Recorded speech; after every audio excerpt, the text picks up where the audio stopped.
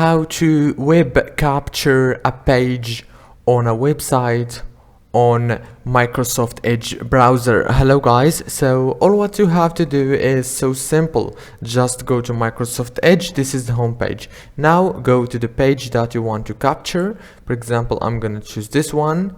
Now all what you have to do is go here, click on those three dots, click on web capture.